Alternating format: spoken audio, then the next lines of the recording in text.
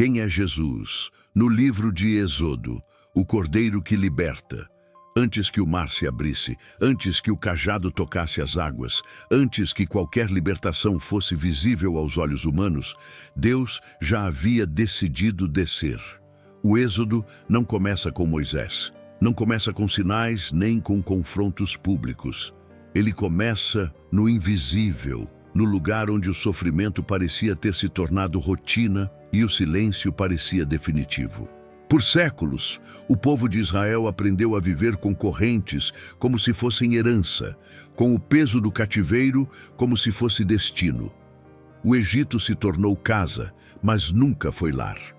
A opressão moldou corpos, mas tentou moldar também a consciência, ensinando gerações a aceitarem a escravidão como normalidade. Mas há um limite para o silêncio. Há um ponto em que o céu já não apenas observa, mas intervém. A Escritura revela que Deus viu a aflição, ouviu o clamor e conheceu a dor do seu povo. Esse conhecimento não é intelectual, é relacional. O Deus do Êxodo não é distante, não é abstrato, não é indiferente.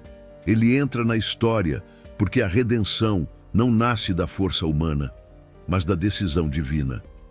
Antes que o juízo tocasse o Egito, antes que o sangue fosse aplicado nas portas, antes que o caminho se abrisse no mar, Deus já havia declarado guerra contra tudo aquilo que escraviza. O Êxodo é mais do que uma narrativa de libertação nacional. Ele é a revelação progressiva de um Deus que salva, conduz, julga e habita no meio do seu povo. Cada passo dessa história carrega um peso eterno, porque nada ali existe apenas para aquele tempo. O que se inicia no Egito ecoa até a cruz. O que começa com um clamor termina com um cordeiro. E tudo isso aponta para um plano que jamais foi improvisado. Ao entrar nesse relato, não se entra apenas em um evento antigo, mas em um movimento divino que continua ativo. O Deus que desceu para libertar não mudou. Ele ainda responde ao clamor, ele ainda quebra cadeias, ele ainda conduz seu povo para fora da escravidão. O clamor que atravessa o silêncio. O sofrimento de Israel não era invisível, apenas parecia esquecido. Tijolos moldados sob o sol impiedoso, costas marcadas pelo chicote, dias repetidos sem promessa de mudança.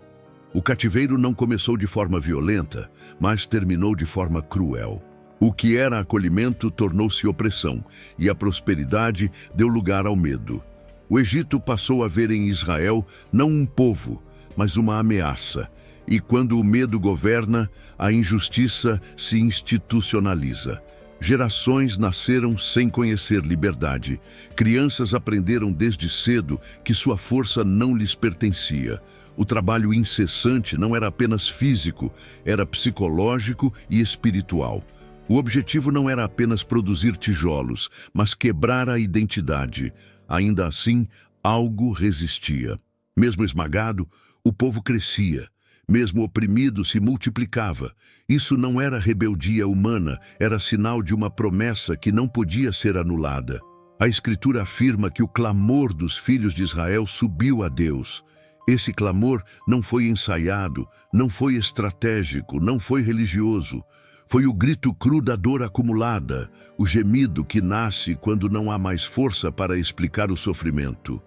E é exatamente esse tipo de clamor que atravessa o silêncio.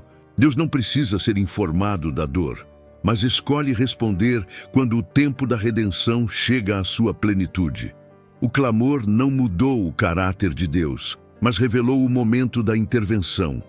A escravidão havia cumprido seu papel pedagógico. O povo agora sabia que não podia se salvar sozinho. O Egito havia revelado sua face verdadeira. O cenário estava preparado para que a libertação não fosse confundida com revolta humana, mas reconhecida como ação divina. Quando Deus se move, Ele não apenas retira seu povo do sofrimento, Ele redefine sua identidade. Esse clamor atravessou não apenas o silêncio do céu, mas também as camadas da história. Ele ecoa sempre que um coração oprimido se volta a Deus sem artifícios. O êxodo começa quando o povo percebe que a escravidão não é normal, que a dor não é herança, que o cativeiro não é destino. Antes de qualquer milagre visível, Deus desperta no coração humano a consciência de que a libertação é possível. E quando esse clamor sobe, nada permanece igual. No deserto, longe dos palácios e dos sistemas de poder, Deus escolheu revelar seu nome onde ninguém esperava glória. Não foi no trono do Egito, nem diante de exércitos, mas diante de um pastor cansado, marcado por fracassos e silêncios. A sarça ardia sem se consumir, e naquele fogo que não destruía, havia uma mensagem que atravessaria séculos. Deus não estava apenas chamando Moisés para uma missão. Ele estava revelando quem ele é. Quando Moisés pergunta pelo nome, não o faz por curiosidade teológica, mas por necessidade espiritual. Um povo escravizado precisava saber quem os enviava, e um libertador relutante precisava saber em quem confiar. A resposta não veio como um título comum, nem como uma descrição limitada. Deus disse, eu sou. Não o Deus que foi, nem o Deus que será, mas o Deus que é. Presente, autoexistente, imutável. O nome revelava que a libertação não dependeria das circunstâncias, nem da força humana, nem da resposta de Faraó. Ela dependeria exclusivamente de quem Deus é. Esse nome carrega um peso que o tempo não desgasta. No contexto do mundo antigo, nomes estavam ligados a funções e territórios. Os deuses do Egito eram especializados, limitados, dependentes de rituais e templos. O Eu Sou não se submete a geografias, não se sustenta por sacrifícios humanos, não se altera conforme os impérios sobem ou caem. Ele é o mesmo no palácio e no deserto, no clamor do escravo e no chamado do profeta. A revelação do nome estabelece um contraste absoluto entre o Deus de Israel e todos os falsos deuses. Ao declarar seu nome, Deus também redefine a relação com seu povo. Ele não promete apenas tirá-los do Egito, mas caminhar com eles. O Eu Sou não envia à distância, ele acompanha. A sarça que não se consome antecipa um princípio que atravessa toda a Escritura. A presença de Deus é fogo que purifica sem destruir, luz que revela sem aniquilar. O chamado nasce da presença e a missão flui da comunhão. Historicamente, essa revelação marca uma ruptura radical. O êxodo não seria apenas uma mudança de território, mas de cosmovisão. Israel não seguiria um Deus fabricado pela cultura, mas um Deus que se revela soberanamente. Esse nome seria repetido, temido, reverenciado e séculos depois, pronunciado com ainda mais profundidade quando o Verbo se fez carne. O Eu Sou que falou do meio do fogo é o mesmo que pisaria na história humana. Ao revelar seu nome, Deus remove qualquer ilusão de controle humano. Moisés não poderia negociar com o Egito usando estratégias próprias. Israel não poderia atribuir a libertação à força coletiva. Tudo começaria e terminaria em quem Deus é. O Eu Sou não muda conforme a resistência de Faraó aumenta. Ele não se intimida com o endurecimento do coração humano. Sua fidelidade não oscila, sua promessa não envelhece, sua palavra não falha. Essa revelação prepara o terreno para tudo o que virá. Antes das pragas, antes do confronto, antes do sangue nas portas, Deus estabelece uma verdade inabalável. A libertação não nasce da pressa, mas da eternidade. O Deus que desce para libertar é o Deus que permanece. E quando ele age, não age por impulso, mas por fidelidade ao que ele sempre foi. O confronto que se forma a seguir não nasce de vaidade pessoal nem de ambição política. Ele surge quando a vontade eterna de Deus encontra resistência organizada. Faraó não era apenas um governante poderoso, ele era o símbolo vivo de um sistema que se sustentava pela opressão, pela negação da dignidade humana e pela ilusão de soberania absoluta. Seu trono não representava apenas autoridade civil, mas uma cosmovisão onde o homem se coloca no lugar de Deus. Quando Moisés entra no palácio, não leva apenas uma mensagem, leva um veredito divino. O pedido inicial parece simples, quase modesto: deixar o povo ir para adorar no deserto. Mas por trás dessa ordem havia algo que o Egito não podia tolerar. A adoração verdadeira sempre ameaça sistemas que se alimentam da escravidão. Permitir que Israel adorasse significava reconhecer que havia uma autoridade superior ao trono egípcio. Faraó percebe isso imediatamente. Sua resposta não é apenas negativa, ela é desafiadora. Quem é o Senhor para que eu ouça a sua voz? Essa pergunta não é ignorância, é afronta. O conflito se intensifica porque não se trata de negociação. Deus não pede permissão para libertar. Ele declara sua intenção. Cada endurecimento do coração de Faraó revela algo profundo sobre o orgulho humano. Quanto mais sinais surgem, mais clara se torna a oposição. O trono resiste ao altar porque o altar exige rendição. Faraó não estava apenas protegendo sua economia baseada em trabalho escravo. Estava defendendo sua identidade como Deus encarnado diante do povo. Historicamente, o Egito era construído sobre a ideia de ordem absoluta, chamada de Ma'at. O faraó era o guardião dessa ordem, o mediador entre os deuses e os homens. Ao confrontá-lo, Deus não está apenas libertando Israel, mas desmontando uma teologia falsa que sustentava o império. Cada palavra dita por Moisés, cada sinal apresentado, cada recusa registrada, expõe a fragilidade de um poder que se acreditava eterno. Espiritualmente, esse confronto ecoa em todas as gerações.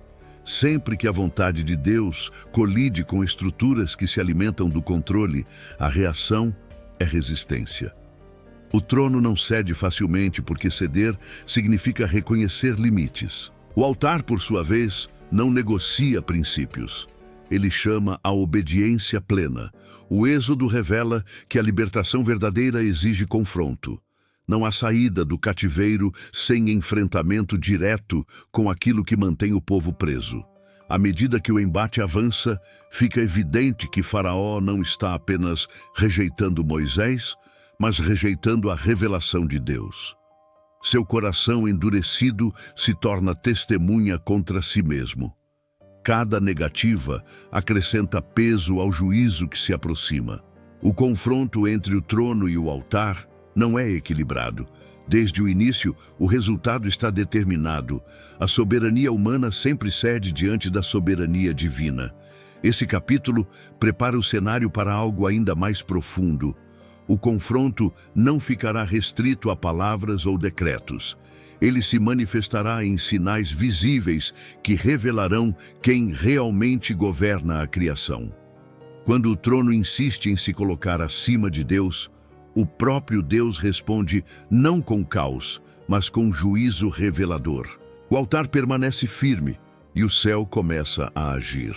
O céu não respondeu à arrogância do Egito com discursos longos nem com argumentos humanos.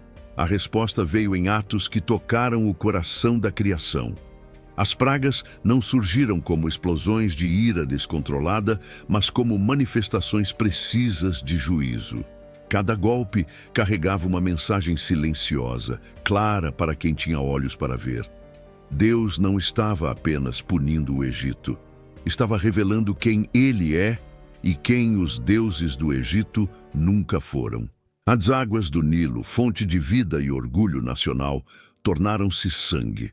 O rio que sustentava plantações, comércio e culto revelou sua fragilidade. Não era apenas um fenômeno natural, era uma declaração. O Deus de Israel não dependia do Nilo, mas tinha autoridade sobre ele. O que o Egito venerava como divino se mostrou incapaz de preservar a própria pureza. Onde havia confiança, agora havia contaminação. Onde havia sustento, agora havia morte.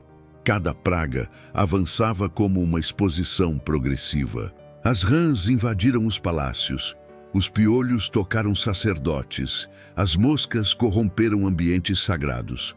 O que era separado para culto tornou-se impuro.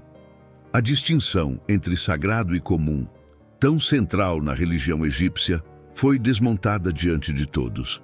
Os próprios magos, antes capazes de imitar sinais iniciais, chegaram ao limite e reconheceram que aquilo vinha do dedo de Deus.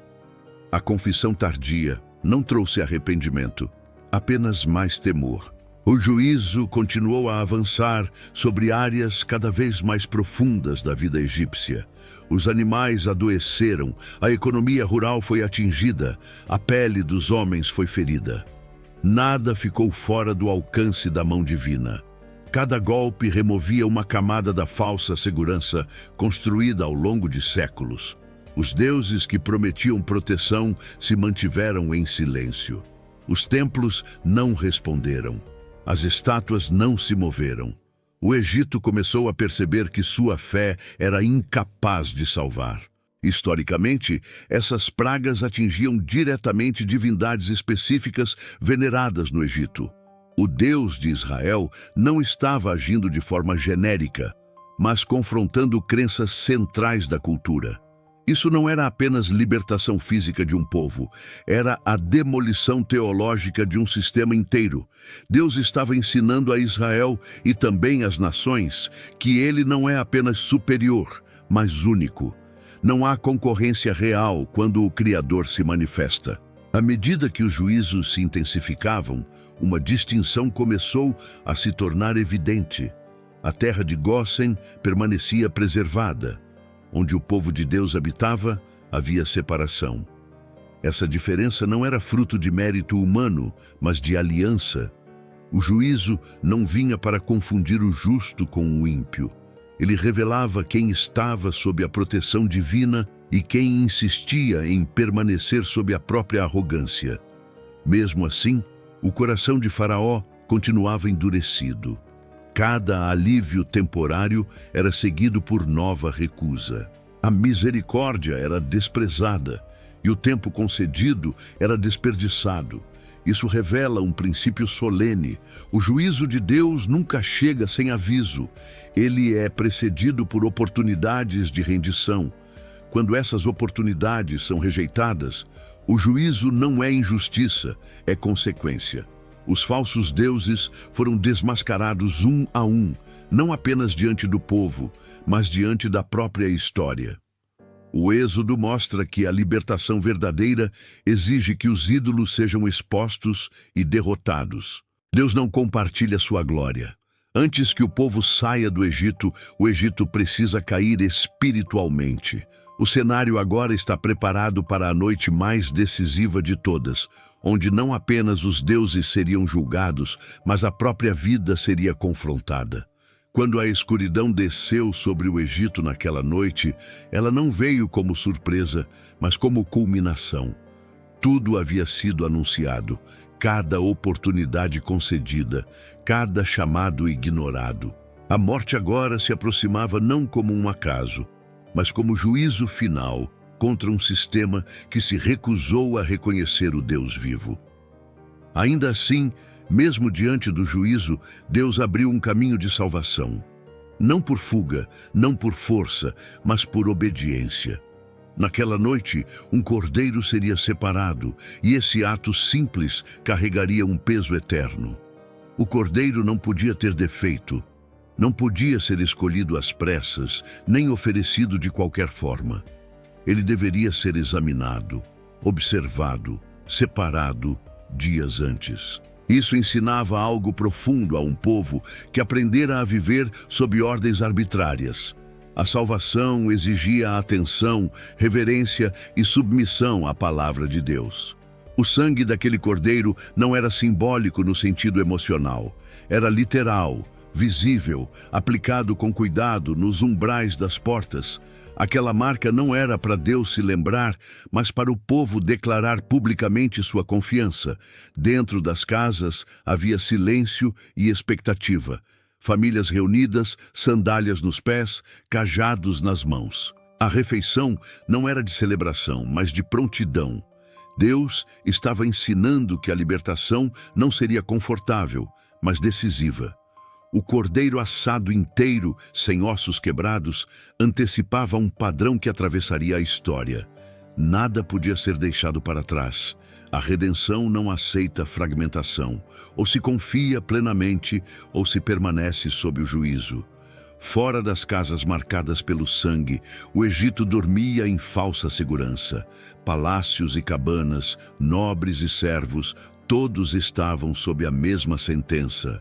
A morte não respeitaria hierarquia nem posição social. Pela primeira vez, o Egito experimentaria a igualdade absoluta, não como justiça, mas como consequência do pecado coletivo. Aquilo que o Egito havia feito com os filhos de Israel retornava agora como colheita amarga. O juízo alcançava a raiz da opressão. Quando o destruidor passou, ele não perguntou quem era justo ou injusto segundo critérios humanos. Ele apenas observou o sangue. Onde o sangue estava, havia proteção. Onde não estava, havia morte. Esse princípio estabelece uma verdade que jamais seria revogada. A salvação não se baseia na identidade étnica, nem no sofrimento acumulado, nem na moralidade aparente. Ela se baseia na resposta obediente à provisão divina. O sangue do Cordeiro interrompeu o juízo naquela noite, mas também inaugurou uma memória eterna. Historicamente, aquela noite redefiniu o calendário de Israel. O tempo passou a ser contado a partir da redenção. O passado de escravidão não mais determinaria o futuro. Deus estava ensinando que a libertação não é apenas um evento, mas um marco que reorganiza a vida inteira. A Páscoa não era apenas lembrança do livramento, mas anúncio contínuo de algo maior que ainda viria. O choro que ecoou pelo Egito naquela madrugada não foi apenas dor individual, foi o som de um império sendo quebrado por dentro. Faraó finalmente cedeu, não por arrependimento, mas por exaustão espiritual. O povo que antes implorava, agora recebia ordem para sair. A saída estava aberta, mas ela havia sido selada com sangue. A noite em que o cordeiro foi separado não ficou presa no passado. Ela projetava uma sombra longa, apontando para um dia em que outro cordeiro seria examinado, separado e entregue. O êxodo avançava silenciosamente em direção a algo maior. O sangue nos umbrais havia cumprido seu papel, mas o coração da redenção ainda seria plenamente revelado. A libertação estava em movimento e nada poderia detê-la. Não foi a força do povo que deteve a morte naquela noite. Não foi a coragem, nem a organização, nem o desespero acumulado por gerações. O juízo não foi interrompido por mérito humano, mas por substituição. Onde o sangue foi aplicado, a sentença não entrou. Essa verdade simples e devastadora separa o êxodo de qualquer narrativa de libertação construída pelo homem. Deus não libertou Israel porque eles sofreram muito, mas porque ele providenciou um substituto aceitável. O sangue não estava escondido dentro das casas, mas exposto nas portas. Isso exigia fé pública. Cada família precisava declarar, diante do Egito e diante do céu, em quem confiava. O ato de aplicar o sangue era uma confissão silenciosa de dependência total. Não havia espaço para neutralidade. Ou a casa estava marcada ou estava vulnerável. A redenção não permitia meios termos. O texto sagrado deixa claro que o destruidor passaria por toda a terra. Ele não distinguia etnias, histórias ou intenções. A única distinção era o sangue. Essa realidade estabelece um princípio teológico que atravessa toda a Escritura. Deus não relativiza o juízo. Ele oferece escape. A justiça não é suspensa, ela é satisfeita. O cordeiro morre para que a família viva. A vida é preservada porque outra foi entregue. Essa dinâmica revela que a libertação verdadeira começa antes da saída física do Egito. Ela começa quando o povo aceita o meio de salvação que Deus estabelece. O Êxodo ensina que não basta sair do cativeiro. é preciso ser redimido do juízo. Muitos poderiam ter atravessado o deserto sem jamais terem sido poupados naquela noite. A caminhada só é possível porque a morte foi detida no ponto de partida. Historicamente, esse momento inaugura um novo entendimento sobre sacrifício. Não se trata de apaziguar um Deus irado por meio de rituais vazios, mas de responder à iniciativa graciosa de um Deus justo. O cordeiro não foi escolhido pelo povo como tentativa de barganha. Ele foi ordenado por Deus como provisão. A redenção não nasce da criatividade humana, mas da revelação divina. Dentro das casas marcadas pelo sangue, não havia celebração ruidosa. Havia temor, reverência e obediência. O povo comeu às pressas, pronto para partir, mas consciente de que a vida havia sido preservada por misericórdia. Esse temor saudável moldaria a espiritualidade de Israel por gerações.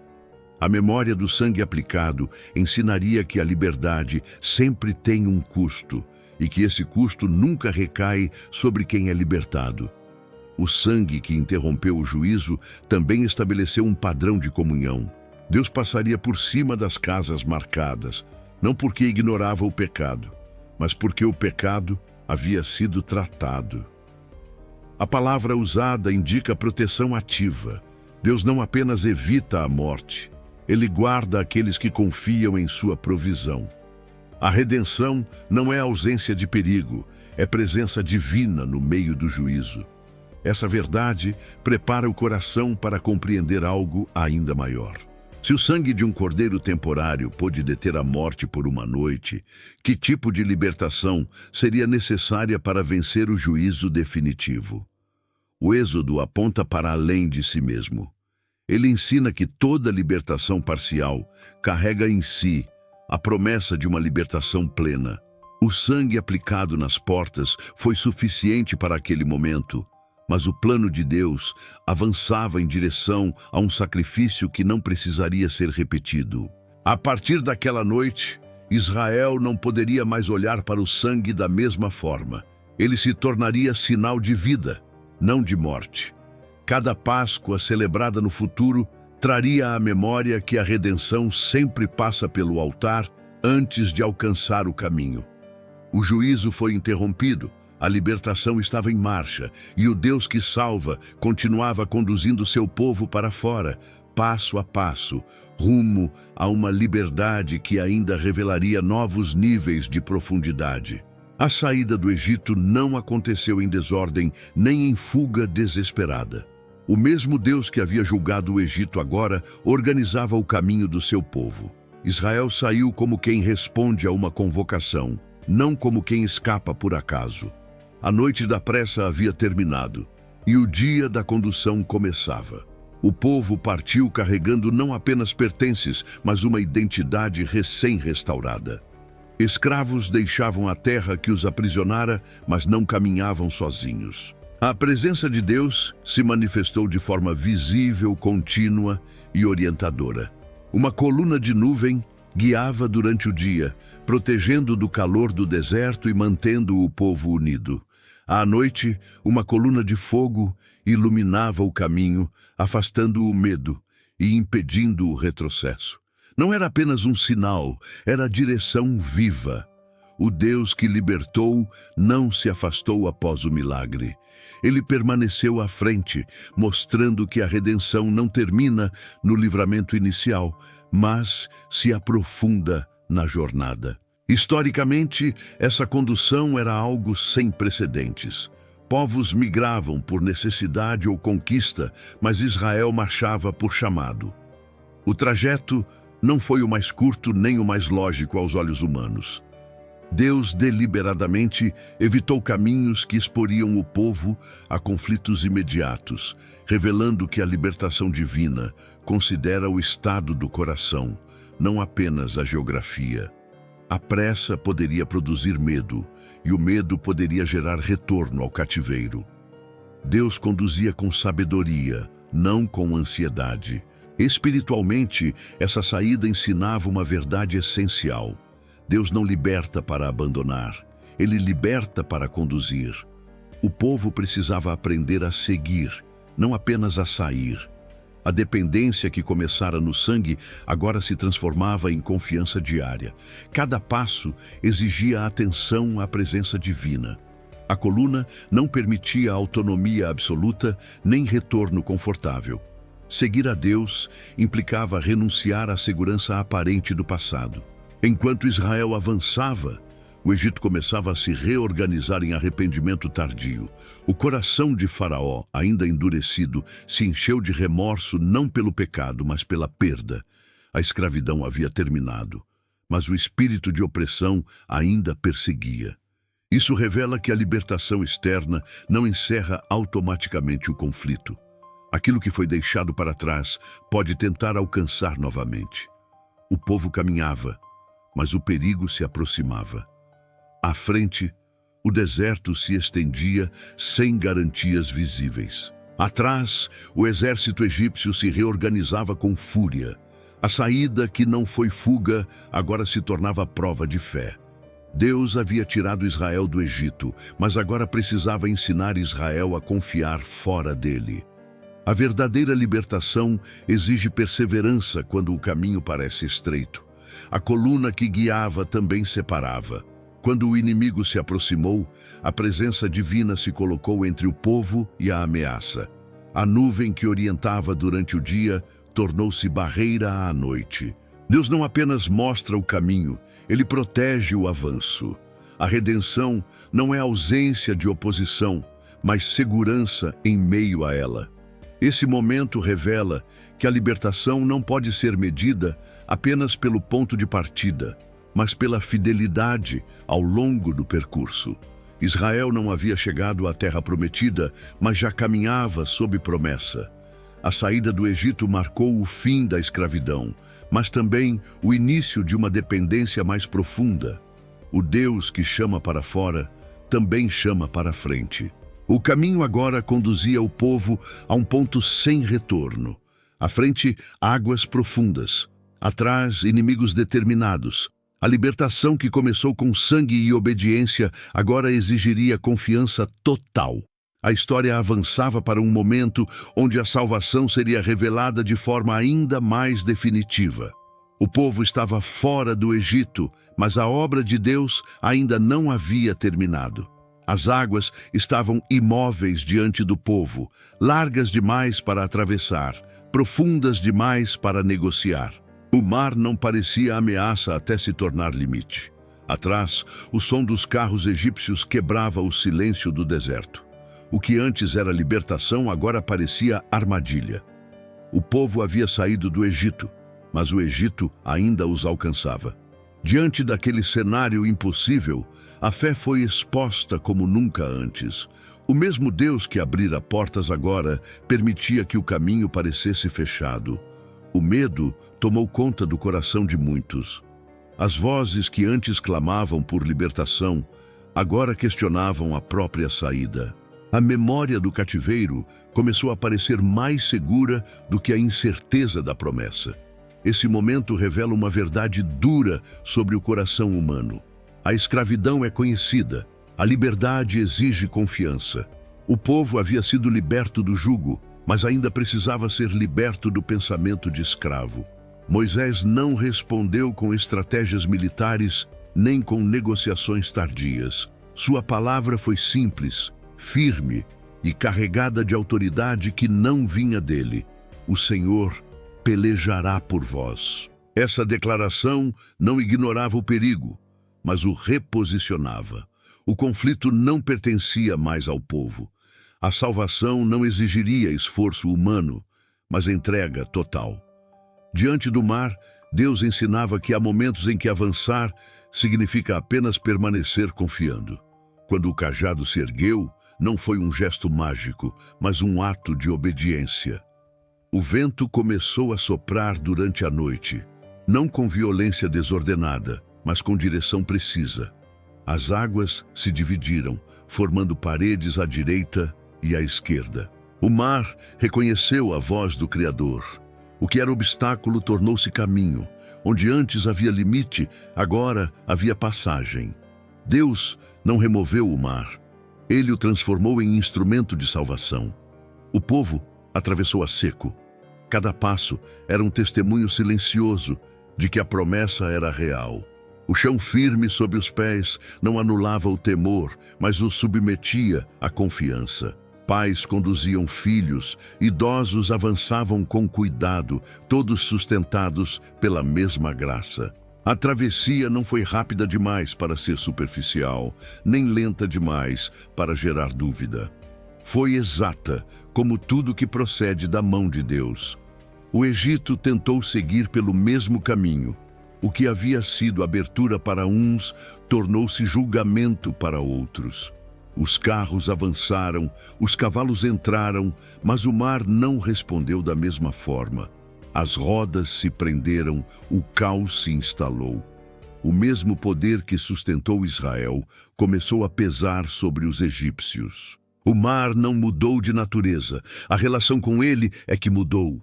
A salvação e o juízo caminham lado a lado quando Deus age. Quando as águas retornaram, não restou perseguição. O inimigo, que parecia invencível, foi silenciado em um instante. O povo viu com os próprios olhos aquilo que jamais poderia ter conquistado com suas próprias mãos. O mar se tornou sepultura para o Egito e memorial eterno para Israel. A escravidão havia sido encerrada de forma definitiva. Não havia mais caminho de volta. Historicamente, esse evento marca o nascimento de Israel como povo livre, não apenas liberto fisicamente, mas redimido diante das nações.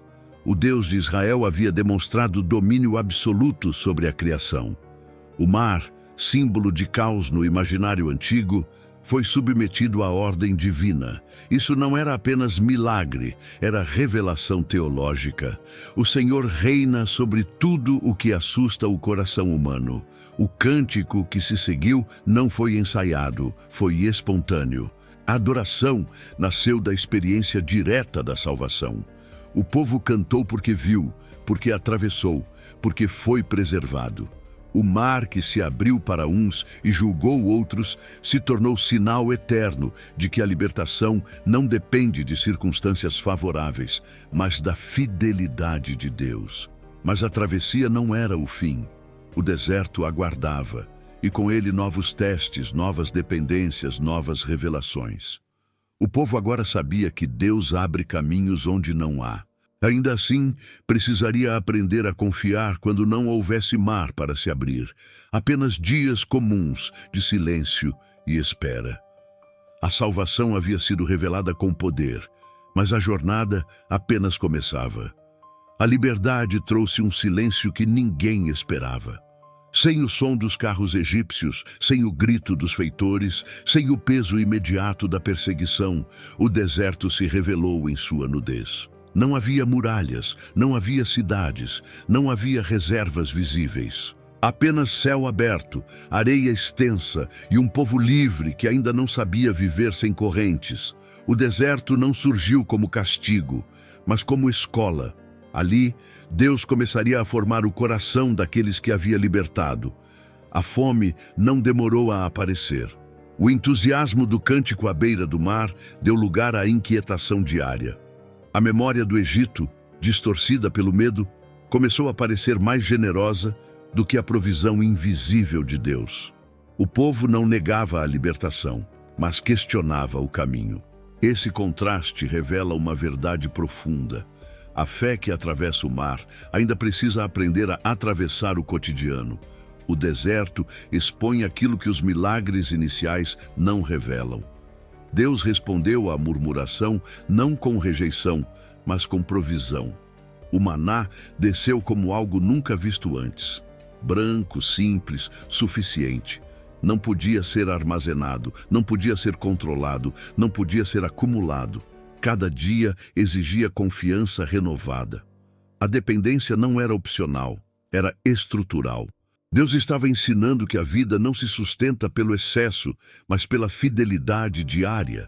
O pão não vinha do esforço humano, mas da mão divina. A sede também se manifestou. A água, elemento básico da sobrevivência, parecia ausente. O povo questionou, temeu e reclamou. Mais uma vez, Deus respondeu. A água saiu da rocha, não porque o povo merecia, mas porque precisava aprender quem o sustentava. A rocha ferida tornou-se fonte, antecipando um mistério que atravessaria toda a revelação bíblica. Deus não apenas fornece, ele se entrega como provisão. Historicamente, o deserto era visto como lugar de morte e abandono. Para Israel, ele se tornaria lugar de encontro e formação. A ausência de estruturas humanas permitia que a presença divina fosse percebida com mais clareza. Sem campos cultivados, sem mercados, sem rotas comerciais, o povo precisava olhar para cima. O deserto remove distrações e revela prioridades. Deus estava ensinando seu povo a viver não pelo que vê, mas pelo que confia. Cada dia no deserto moldava uma nova identidade. Escravos aprendiam a ser filhos. Um povo acostumado a receber ordens aprendia a ouvir a voz de Deus. A dependência não diminuía a dignidade, ela a restaurava.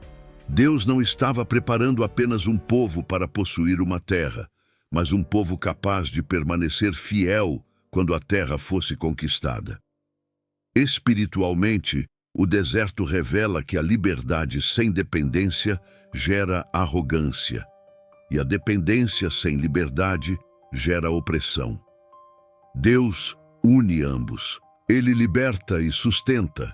Ele tira do Egito e conduz pelo deserto. A escola da escassez ensina o valor da presença. O maná não era apenas alimento, era disciplina espiritual. A água não era apenas alívio, era sinal de cuidado constante. O povo ainda tropeçaria, ainda reclamaria, ainda erraria, mas cada passo no deserto estava sob a supervisão de um Deus paciente. A jornada não era rápida, porque a transformação não é superficial. Deus estava formando um povo que aprenderia a confiar mesmo quando não houvesse sinais espetaculares, apenas o pão do dia e a direção do céu. O deserto não foi o destino final, mas foi indispensável. Ele preparou o coração para algo maior. Antes de Deus habitar no meio do povo de forma visível, o povo precisava aprender a depender dele de forma invisível. A escola da dependência estava cumprindo seu propósito.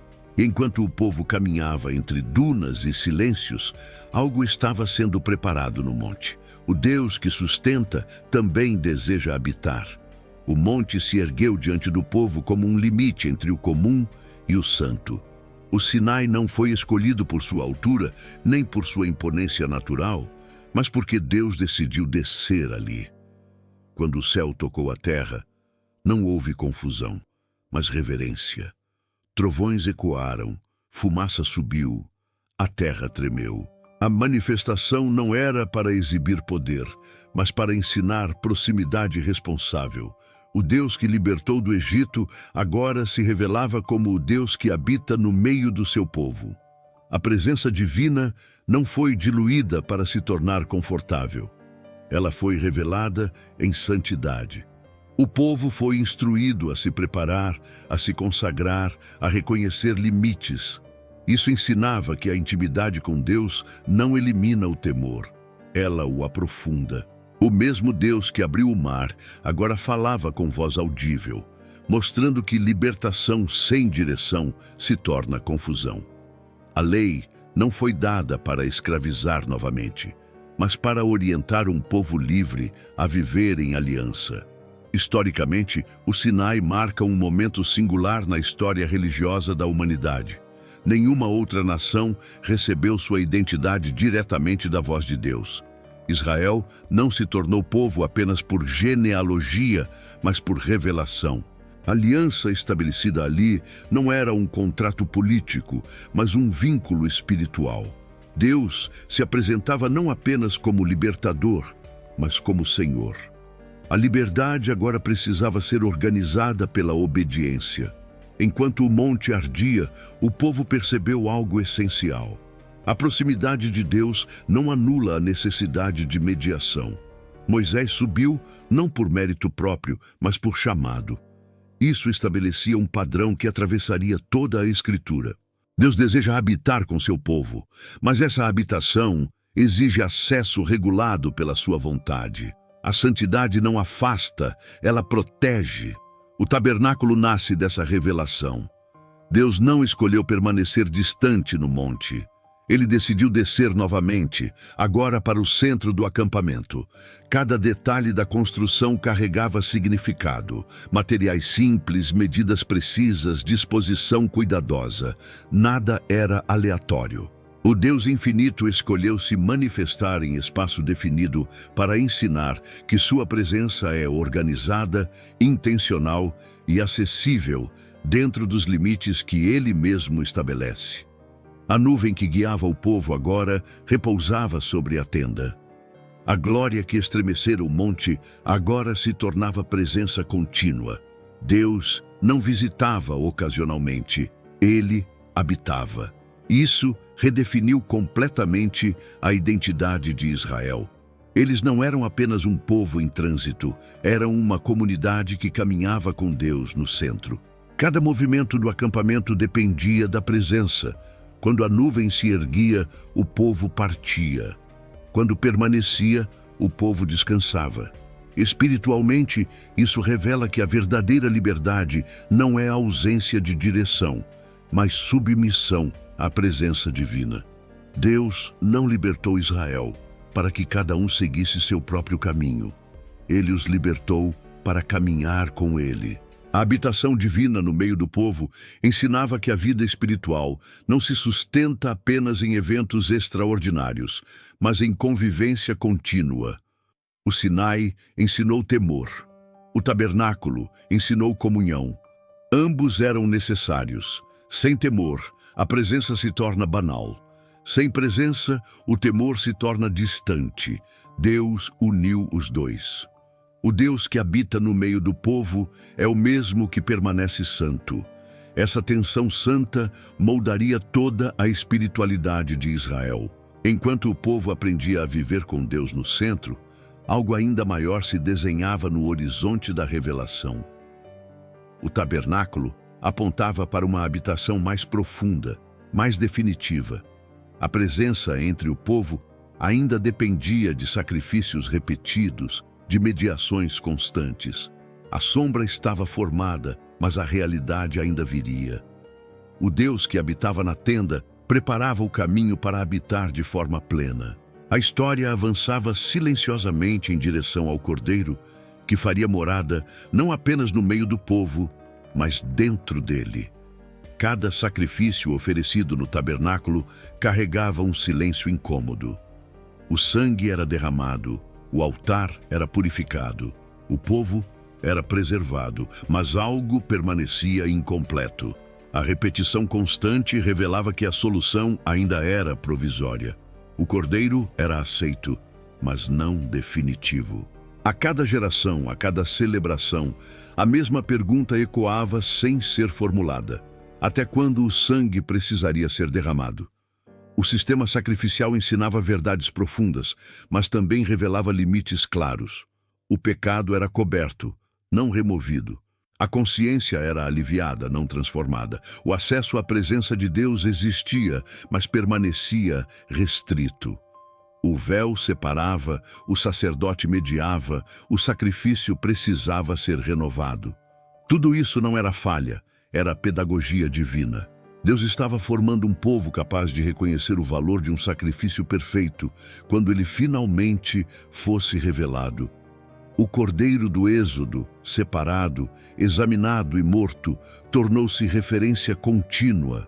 Seu sangue salvou por uma noite, sua memória sustentou séculos.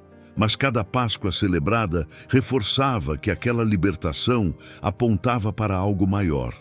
A saída do Egito havia resolvido a escravidão física, mas a Escritura deixava claro que existia uma escravidão mais profunda, silenciosa e universal. O coração humano ainda precisava de redenção. Historicamente, Israel viveu cercado por nações que ofereciam sacrifícios para tentar manipular seus deuses. O sistema bíblico se destacava por revelar um Deus que não precisava ser convencido, mas obedecido. O sacrifício não mudava Deus, preparava o povo. Cada cordeiro oferecido moldava a compreensão de que o pecado exige morte e que a vida só é preservada quando outra é entregue em seu lugar. Essa verdade atravessou o deserto, os reinos, o exílio e o retorno. Os profetas começaram a perceber essa tensão. Falavam de um servo, de um justo sofredor, de alguém que levaria sobre si a culpa de muitos. As palavras surgiam como lampejos, não como retrato completo. A figura do cordeiro começava a ganhar contornos mais profundos. Já não seria apenas um animal sem defeito, mas alguém plenamente obediente, plenamente justo, plenamente entregue. Espiritualmente, isso revela que Deus nunca pretendeu que o sacrifício fosse o fim. Ele sempre foi o sinal. O altar apontava para a cruz, mesmo quando o nome ainda não havia sido pronunciado. O Êxodo ensinava libertação. A lei ensinava santidade. O sacrifício ensinava substituição. Tudo convergia para um momento em que essas verdades se encontrariam em uma única pessoa. O povo caminhava, celebrava, errava e retornava, sempre sob a sombra de algo que ainda não havia chegado. O sangue continuava fluindo, mas o anseio por redenção plena crescia silenciosamente. O tabernáculo era belo, mas temporário. O templo seria maior, mas ainda insuficiente. A presença de Deus estava ali, mas não de forma definitiva. Essa expectativa não era frustração, era esperança em formação. Deus estava preparando o coração da humanidade para reconhecer o Cordeiro que não precisaria ser repetido, o sacrifício que não envelheceria, o sangue que não perderia eficácia. O Êxodo não termina em Canaã. Ele continua avançando pela história, apontando para um dia em que a libertação não seria apenas nacional, mas universal. O Cordeiro que apontava para algo maior agora estava próximo de ser revelado.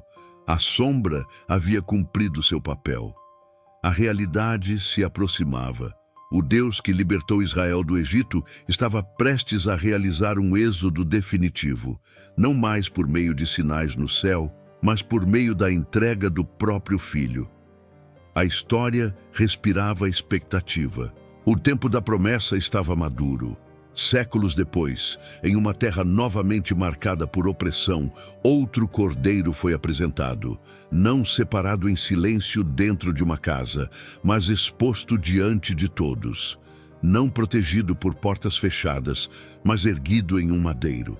Jesus surge na história não como ruptura com o Êxodo, mas como seu cumprimento pleno. Tudo o que havia sido anunciado em sombras agora ganhava corpo, voz e sangue.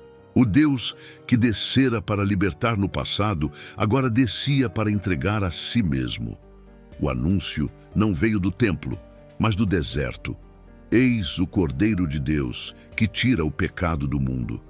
Essa declaração não era metáfora poética, era afirmação teológica absoluta. Jesus não veio apenas para cobrir o pecado, mas para removê-lo. O que o sangue dos cordeiros havia sinalizado por gerações, agora se cumpria de uma vez por todas. O juízo não seria apenas interrompido por uma noite, seria satisfeito eternamente. A vida de Jesus ecoa o Êxodo em cada detalhe. Assim como Israel desceu ao Egito e saiu no tempo determinado, o Filho entrou na história no momento exato.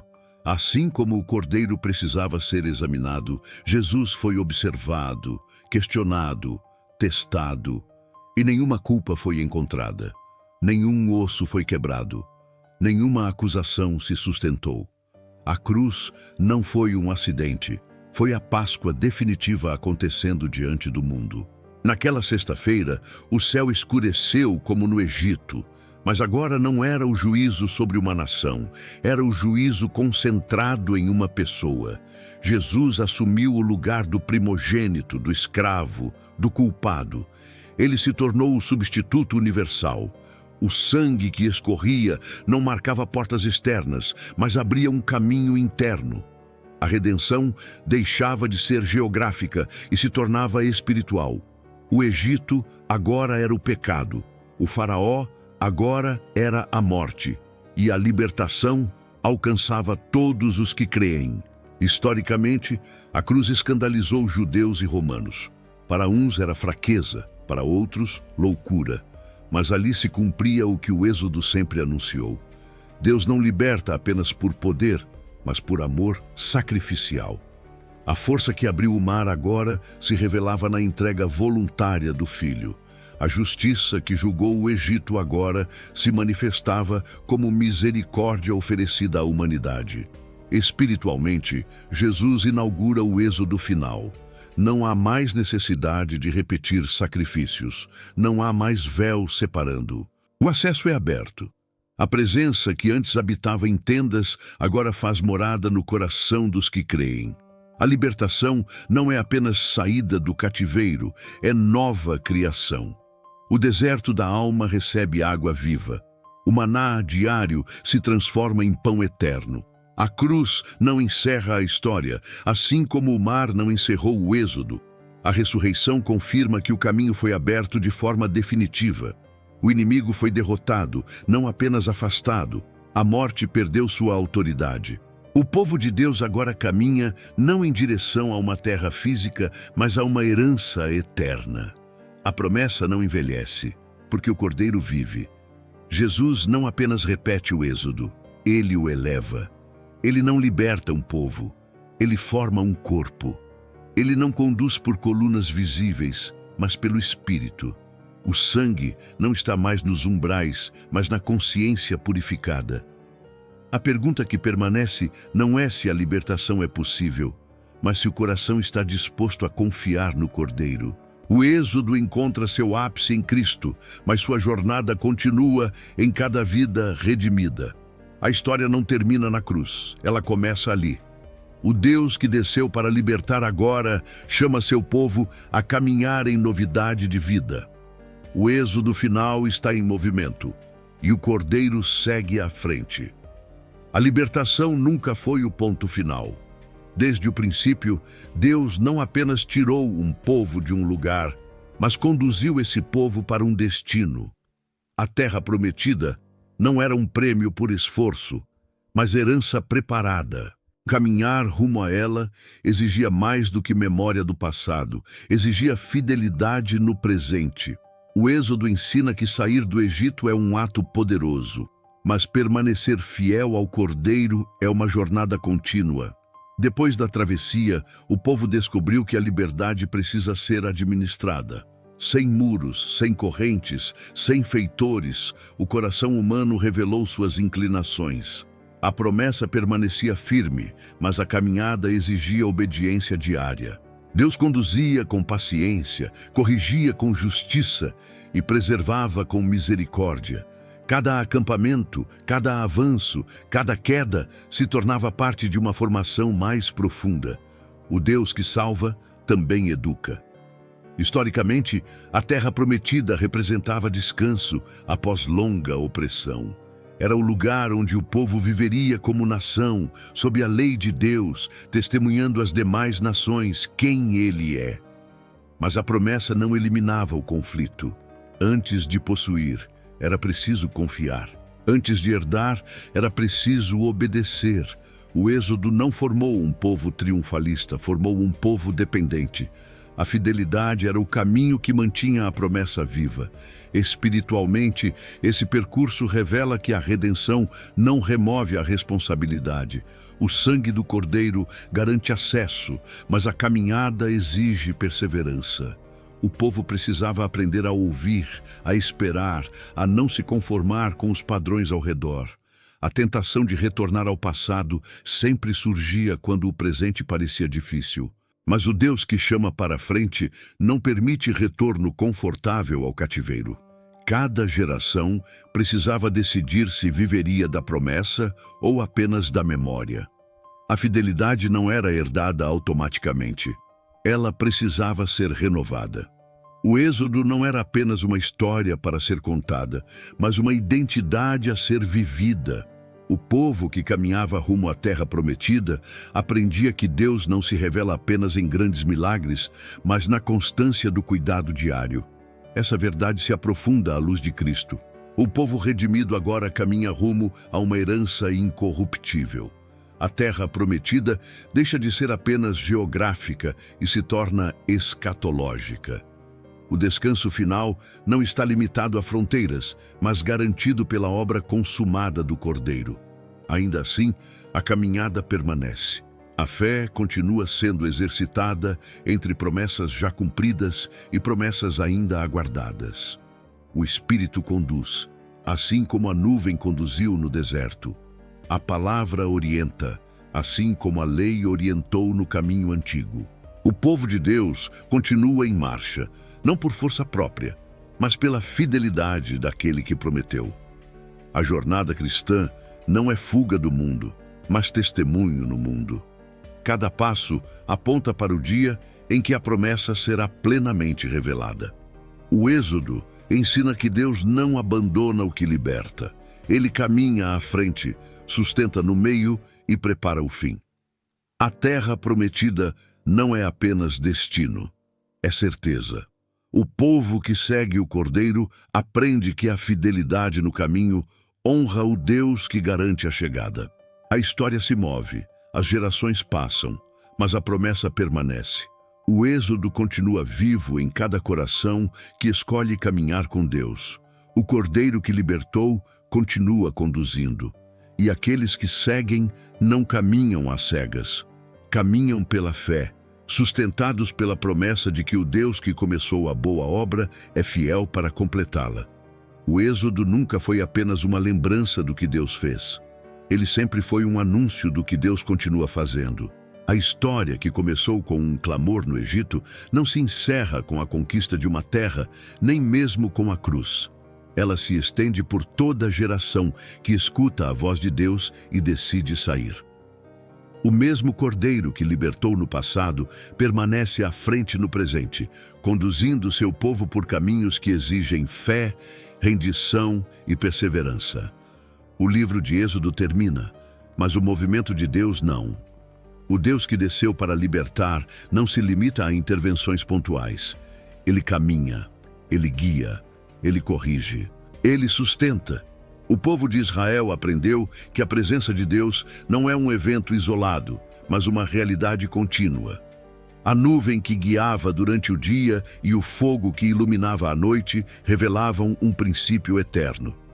Deus não apenas mostra o caminho, ele vai à frente. Em Cristo, essa verdade alcança sua plenitude. O Cordeiro não apenas abriu o caminho, ele se tornou o caminho. A libertação não é mais apenas sair de um lugar, mas entrar em uma nova vida. O Egito agora é tudo aquilo que escraviza o coração. O deserto é o processo de transformação. A Terra Prometida é a comunhão eterna com Deus. E em cada etapa, o Cordeiro permanece fiel.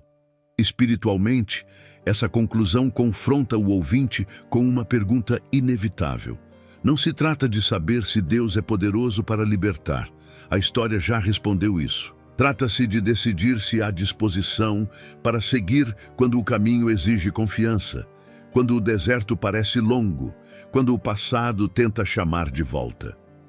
O Êxodo ensina que a maior tentação do povo redimido não é a escravidão externa, mas a saudade de um cativeiro conhecido.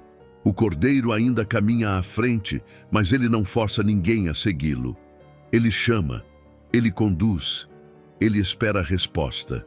A libertação oferecida é completa, mas a caminhada é voluntária. Cada passo revela se a confiança está no poder de Deus ou na segurança do que ficou para trás. O Êxodo continua se repetindo em cada decisão de fé tomada no silêncio do coração. A história aponta para um dia em que não haverá mais deserto, nem clamor, nem espera. O Cordeiro que foi morto reina. O povo que caminhou pela fé descansará. A promessa será plenamente visível. Até lá, a jornada continua. A nuvem ainda se move, a voz ainda chama, o caminho ainda está aberto. O Deus que desceu para libertar não mudou. O Cordeiro que interrompeu o juízo continua vivo.